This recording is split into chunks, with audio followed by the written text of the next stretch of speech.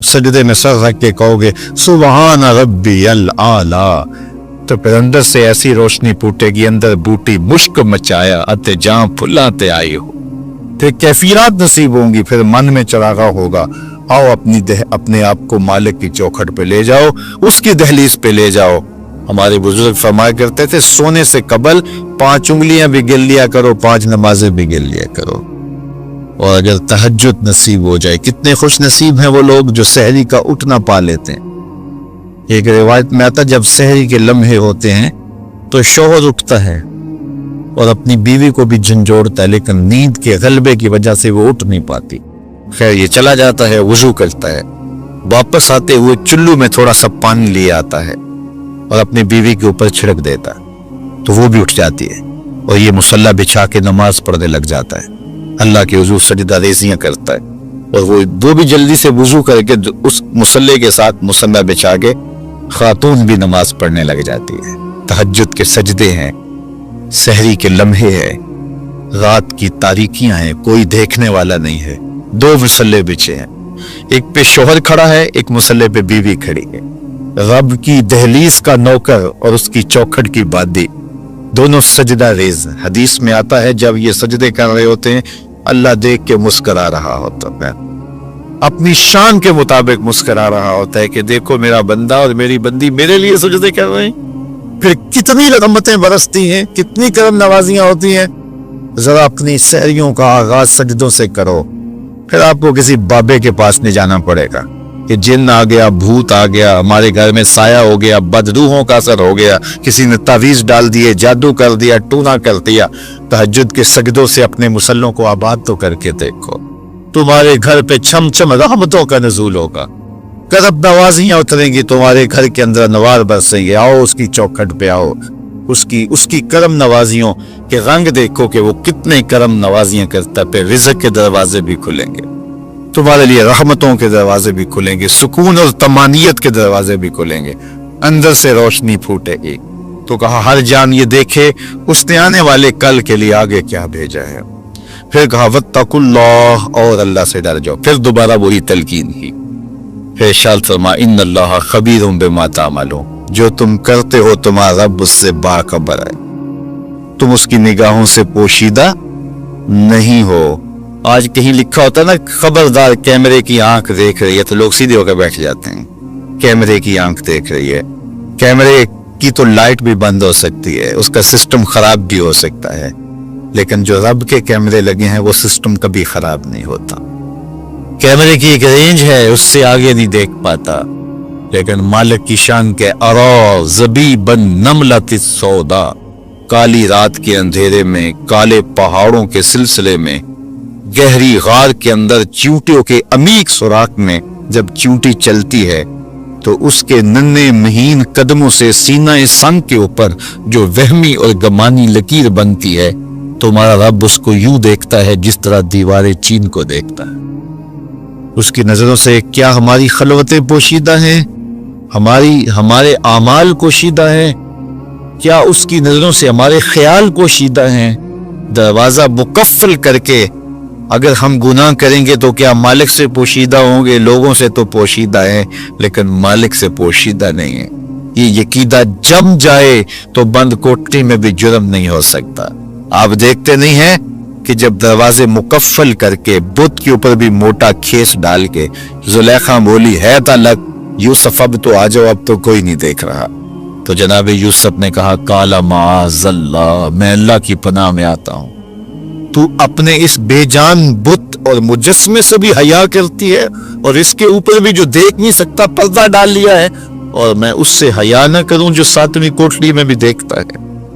फिर इतनी रोशनियां बरसती हैं, इतनी रोशनियां बरसती हैं कि गुनाह का तसव्वुर भी मुहाल होता है, और यूसुफ भागते हैं तो अल्लाह दरवाजे को शादा करता चला जाता है। तो आओ तो सी उस चौखट पे, तो वो तो बंद कमरों के माहौल देखता है, उससे तो कोई चीज पोशीदा नहीं है। ये यकीन उतर जाए, रूह में जम जाए, तो फिर जिंदगी सवर जाती है। और मैं आपको एक और बात अर्ज करना चाहता हूँ कि बतौर सुन्नी आप तो ये भी अकीदा रखते हैं कि रसूल करीम की निगाहों से कुछ पोशीदा नहीं है, तो क्या ये अकीदा 3 घंटे के मुनाजरे के लिए रखा हुआ है कि अमल पे भी इसका कोई असर है?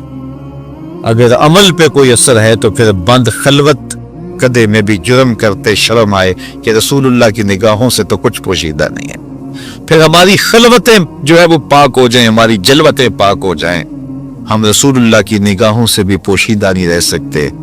ان کی نگاہیں دوربین بھی دیکھتی، ہمارے رب کی نگاہیں بھی دیکھتی، حضور اللہ کی عطا سے دیکھتے ہیں۔ تو جب یہ عقیدے جم جائیں گے، روح میں اتر جائیں گے، تو زندگی میں نظم پیدا ہو جائے گا۔ جہاں کوئی سیکورٹی نہیں پہنچتی، کوئی عقیدہ نہیں پہنچتا، کوئی جو ہے وہ کیمرہ نہیں پہنچتا، وہاں یہ عقیدہ پہنچتا ہے، ان اللہ خبیر بما تعملون، جو تم کرتے ہو تمہارا رب اس سے باخبر ہے۔ اللہ تعالیٰ جل شانہ نے اس شخص کی کہانی کو بیان کیا ہے جو قیامت کے دن جہنم کی طرف جا رہا ہوگا۔ کچھ لوگ اسے پوچھیں گے ما سلککم فی سقر، کہ تم جہنم میں کیوں جا رہے ہو؟ تو وہ جواب میں کہے گا لم نک من المصلین، کہ ہم نماز نہیں پڑھا کرتے تھے۔ آج جہنم میں جانے کا سبب نماز نہ پڑھنا ہے۔ پنجگانہ نماز ہر عاقل بالغ مرد اور عورت پر فرض کی گئی ہے، اور قرآن مجید میں مختلف صیغوں سے 700 سے زائد مرتبہ اس کی تاکید ارشاد فرمائی گئی۔ سینکڑوں احادیث نماز کی تاکید، فضائل، ادا کرنے کی ترغیب اور نہ پڑھنے پر ترہیب میں وارد ہیں۔ اگر کوئی شخص نماز کا انکار کرتا ہے تو وہ دائرہ اسلام سے خارج ہے، لیکن اگر کوئی سستی کی وجہ سے نماز نہیں پڑھتا، صرف سستی کی وجہ سے نہیں پڑھتا، اللہ کا حکم جانتا ہے، اس کو کہا جائے آؤ نماز کو، تو وہ آگے سے مذاق نہیں کرتا یا نماز کا تمسخر یا استحقار نہیں کرتا، بلکہ بس اپنی سستی کی وجہ سے مسجد میں نہیں آتا۔ جو نماز کو ہلکا جانے، خفیف جانے، وہ بھی دائرہ اسلام سے خارج اور کافر ہے۔ لیکن جو شخص اس کو اللہ کا حکم جانتا ہے اور اس کو پڑھنا اپنے اوپر ضروری سمجھتا ہے، لیکن سستی کی وجہ سے پڑھ نہیں سکتا، تو اس کے بارے میں علماء کی آراء مختلف ہیں۔ حضرت امام اسحاق اور حضرت امام احمد رضی اللہ تعالی عنہما آپ تو فرماتے ہیں کہ ایسا شخص کافر ہے اور اس کو قتل کرنا واجب ہے۔ حضرت امام مالک کا قول ہے کہ، اور امام شافعی کا بھی یہی قول ہے، وہ بھی کہتے ہیں کہ اس کو قتل کیا جائے گا اور بطور حد قتل کیا جائے گا۔ حضرت امام اعظم امام ابو حنیفہ علیہ رحمہ آپ فرماتے ہیں کہ بے نمازی کو قتل نہیں کیا جائے گا، بلکہ اس پر تعزیر نافذ ہوگی۔ یہ حاکم وقت کی ثواب دید پر ہے کہ وہ اس پر کیا سزا دیتا ہے، اور فرمایا اس کو 7 قید کیا جائے گا اور توبہ کے لیے اس کو زور دیا جائے گا۔ اگر وہ توبہ کر لے تو اس کو قید سے باہر نکال لیا جائے گا، ورنہ اس کو قید رکھا جائے گا۔ صحابہ کہتے ہیں کہ ہم کسی عمل کے تارک کو کافر نہیں سمجھتے تھے سوائے نماز کے تارک، اور آقا کریم علیہ السلام کا ایک فرمان ہے من ترک الصلاۃ متعمدا فقد کفر جہارا، جس نے جان بوجھ کے نماز چھوڑی اس نے اعلانیہ کفر کیا۔ امام اعظم امام ابو حنیفہ علیہ رحمہ وہ فرماتے ہیں کہ یہ حدیث محل ترہیب میں ہے، گویا اس نے کافروں والا کام کیا، اس لیے آپ یہ فتویٰ دیتے ہیں کہ اس کو قید کیا جائے گا اور نماز کی پابندی کا زور دیا جائے گا، اور وہ توبہ کرے تو اس کو چھوڑ دیا جائے گا۔ لیکن باقی ائمہ بعض کہتے ہیں اس کو حداً قتل کیا جائے، اور امام اسحاق اور امام احمد کہتے ہیں اس کو قتل کرنا واجب ہے۔ تو بے نمازی جو اللہ کے حکم کی پابندی سستی کی وجہ سے نہیں کرتا، یہ اس کے لیے حکم ہے۔ جو شخص تحقیر کرتا ہے نماز کی، ہلکا جانتا ہے، تمسخر اڑاتا ہے یا اس کا انکار کرتا ہے، تو اس کے بارے میں علماء کے اندر کوئی اختلاف نہیں ہے۔ وہ ائمہ اربعہ کے نزدیک کافر ہے، دارہ اسلام سے خارج ہے، مرتد ہے۔ لیکن سستی کی وجہ سے نماز نہ پڑھنے والا، اس کے بارے میں علماء کا یہ موقف ہے۔ حضرت غوث اعظم الشیخ سید عبد القادر جیلانی علیہ رحمہ آپ فرماتے ہیں کہ بے نمازی کو مسلمانوں کے قبرستان میں دفن نہ کر۔ حضرت سلطان باہو علیہ رحمہ آپ کا قول ہے کہ بے نمازی سے خنزیر بھی پناہ مانگتا ہے۔ حضرت شیخ سعدی شیرازی فرماتے ہیں بے نمازی کو قرض نہ دو، جو اللہ کا قرضہ ادا نہیں کرتا تمہارا قرض کیسے لٹائے گا۔ اب آئیے ہم حضور علیہ السلام کے فرامین دیکھتے ہیں اس حوالے سے۔ حضرت جابر بن عبداللہ انصاری رضی اللہ تعالی عنہ سے مروی ایک روایت، جس کو امام ابو داؤد نے روایت کیا، امام نسائی نے روایت کیا، دیگر محدثین نے روایت کیا۔ آقا کریم نے ارشاد فرمایا بین الرجل و بین الکفر ترک الصلاۃ، آدمی اور کفر کے درمیان ترک صلاۃ ہے، یعنی بندہ مومن اور بندہ کافر کے درمیان ترک صلاۃ ہے۔ جو نماز پڑھتا ہے وہ مومن ہے، اور جو نماز نہیں پڑھتا تو وہ کافروں والا کام کرتا ہے، یا دیگر ائمہ کے نزدیک وہ کافر ہے۔ یہ ترہیباً نہیں بلکہ یہ حکم ہے۔ اور حضرت نبی رحمت صلی اللہ علیہ وسلم کا ایک دوسرا فرمان ان الفاظ کے ساتھ ہے بین الرجل و بین الشرک والکفر ترک الصلاۃ، شرک و کفر اور بندہ مومن کے درمیان نماز ترک کرنا ہے۔ حضرت امام ابن ماجہ نے ان الفاظ کے ساتھ روایت کو نقل کیا ہے بین الکفر والایمان ترک الصلاۃ، ایمان اور کفر کے درمیان نماز کا ترک کرنا ہے۔ اور آقا کریم علیہ السلام کا وہ فرمان جو حضرت انس سے مروی ہے، جس کو طبرانی نے اپنی موجم میں لکھا بھی آپ کے سامنے میں نے رکھا، کہ حضور نے فرمایا من ترک الصلاۃ متعمدا فقد کفر جہارا، جس نے جان بوجھ کے نماز چھوڑی اس نے اعلانیہ کفر کیا۔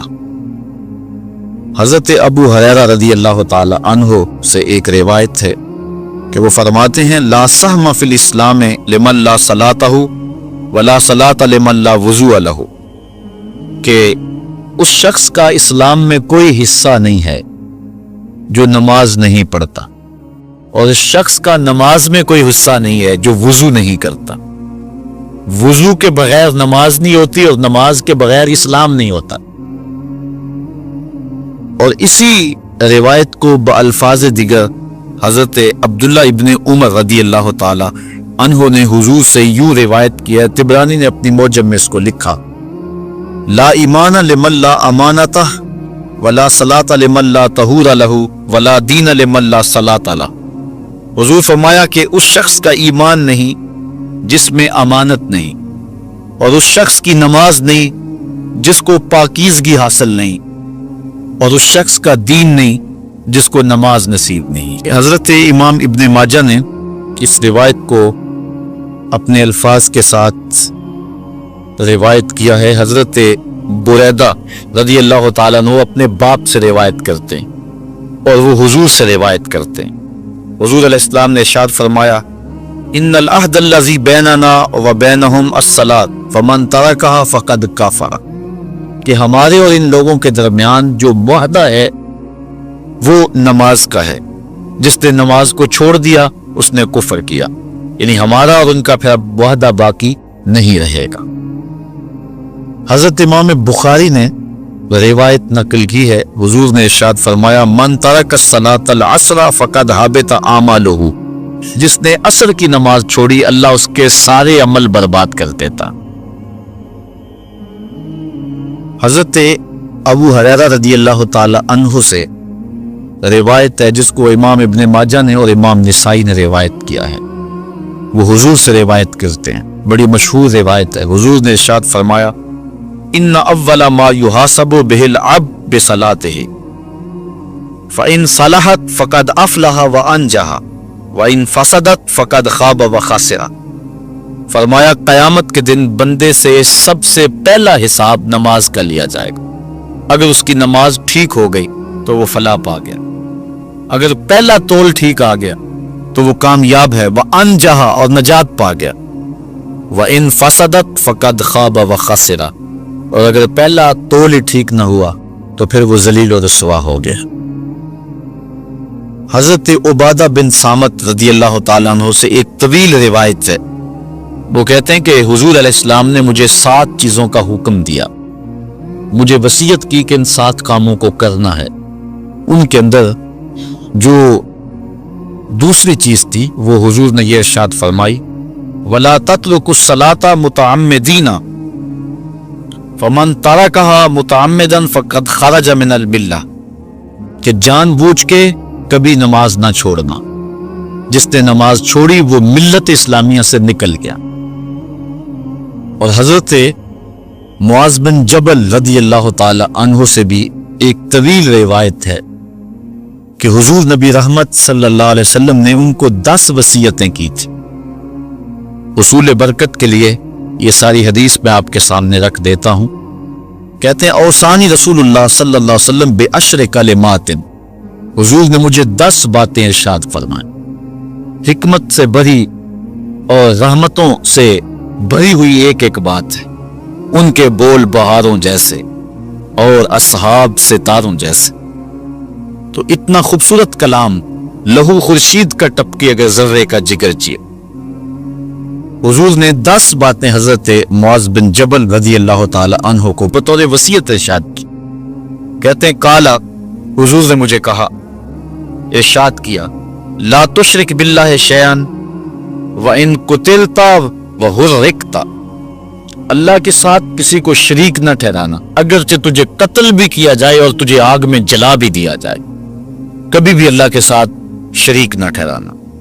دوسری بات حضور نے مجھے یہ ارشاد فرمائی، وَلَا تَعْصِ وَالِدَيْكَ وَإِنْ أَمَرَاكَ أَن تَخْرُجَ مِنْ أَهْلِكَ وَمَالِكَ، کہ اپنے والدین کی کبھی نافرمانی نہ کرنا، اگرچہ تجھے حکم دیں کہ اپنے مال کو اور اپنے بچوں کو لے کے گھر سے نکل جا، تو کہا یہ کر لینا، نکل جانا، لیکن والدین کی نافرمانی نہ کرنا۔ تیسری بات حضور نے ارشاد فرمائی، وَلَا تَتْرُكَنَّ صَلَاةً مَكْتُوبًا مُتَعَمِّدًا فَإِنَّ مَنْ تَرَكَ صَلَاةً مَكْتُوبَةً مُتَعَمِّدًا فَقَدْ بَرِئَتْ مِنْهُ ذِمَّةُ اللَّهِ۔ فرمایا اے معاذ بن جبل، فرض نماز جان بوجھ کر کبھی بھی نہ چھوڑنا، زندگی میں کبھی نہ ہو کہ تجھ سے فرض نماز چھوٹے، اس لیے کہ جس نے فرض نماز جان بوجھ کے چھوڑ دی، اللہ اور اس کے رسول نے اس سے اپنا ذمہ اٹھا لیا، اب وہ جدھر مرضی جائے، اللہ نے جو ذمہ لیا ہوا ہے مومن کا، اللہ اٹھا لیتا ہے۔ چوتھی چیز حضور نے جو ارشاد فرمائی، وَلَا تَشْرِبَنَّ خَمْرًا فَإِنَّهُ رَأْسُ كُلِّ فَاحِشَةٍ، اے معاذ بن جبل، زندگی میں کبھی بھی شراب نہ پینا، ہر بے حیائی کی جڑ ہے اور بنیاد ہے شراب۔ پانچویں چیز کہتے ہیں حضور نے جو مجھے ارشاد فرمائی وہ یہ تھی، وَإِيَّاكَ وَالْمَعْصِيَةَ فَإِنَّ بِالْمَعْصِيَةِ حَلَّ سَخَطُ اللَّهِ، کہا کبھی اللہ کی نافرمانی نہ کرنا، اللہ کی نافرمانی سے اللہ کی ناراضگی مول لینے والی بات ہے، اللہ تعالیٰ کی معصیت سے اس کی ناراضگی جائز ہو جاتی ہے، حلال ہو جاتی ہے۔ اور چھٹی چیز کہتے ہیں حضور نے یوں ارشاد فرمائی، وَإِيَّاكَ وَالْفِرَارَ مِنَ الزَّحْفِ وَإِنْ هَلَكَ النَّاسِ، کہا جب محاذ پہ ڈٹا ہونا تو کبھی پیٹھ نہ پھیرنا، اگرچہ لاشیں جو ہیں وہ گر رہی ہوں اور لوگ ہلاک ہو رہے ہوں، سارے لشکر کے ہلاک ہو جانے کا ڈر بھی ہو، لیکن کہا معاذ بن جبل میں تمہیں وصیت کرتا ہوں کبھی پیٹ پھیر کے بھاگنا نہیں ہے۔